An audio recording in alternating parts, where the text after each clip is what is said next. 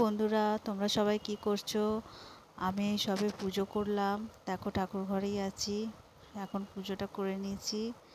চলো এবারে আজকে কি রান্না করেছি তোমাদের সবাইকে দেখাবো, আর তোমরা কি কি করছো জানিও।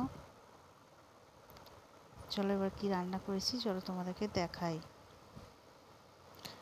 দেখো, ভাত করেছি গরম, আর মুগের ডাল করেছিলাম।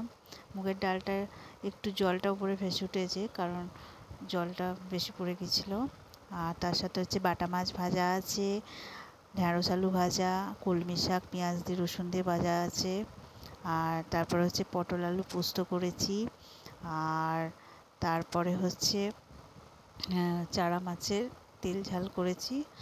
আর তোমার ওদিকে যে জিনিসটা দেখাবো সেটা আমি আর একটু পছন্দ না, সেটা হচ্ছে উচ্ছে আলু সেদ্ধ, একদম পছন্দ করি না। আজকে ডাব এনেছে, আমি ডাব খেতে ভীষণ পছন্দ করি, তবে শ্রীরামপুরে ডাবের দামটা একটু বেশি। আমার বাবার বাড়িতে প্রচুর ডাব, আর সময় সাপেক্ষে যাওয়া হয় না বলে খেতে পারি না।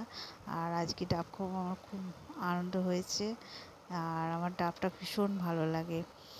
আর তোমাদের কেমন লাগে?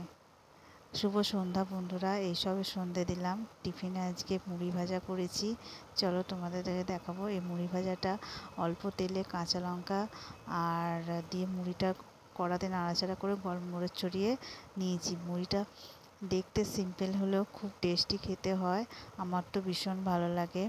এই মুড়িটা সিম্পল, কিন্তু এর সাথে আমার অনেক ছোটোবেলার স্মৃতি জড়িয়ে আছে। আমার বাবা মারা যাওয়ার পর আর্থিক কন্ডিশন সেরকম ছিল না, তখন মা আমাদের ছোটোবেলায় এটা বানিয়ে দিত, যেটা আমাদের খুব ভালো লাগতো।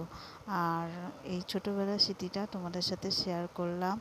যদি ভালো লাগে বলবে। মুভিটা দেখতে সিম্পল হলেও আমার সাথে অনেক স্মৃতি জড়িয়ে আছে, তাই জন্য তোমাদের সাথে শেয়ার করলাম। কেমন বন্ধুরা, কি করছো জানিও।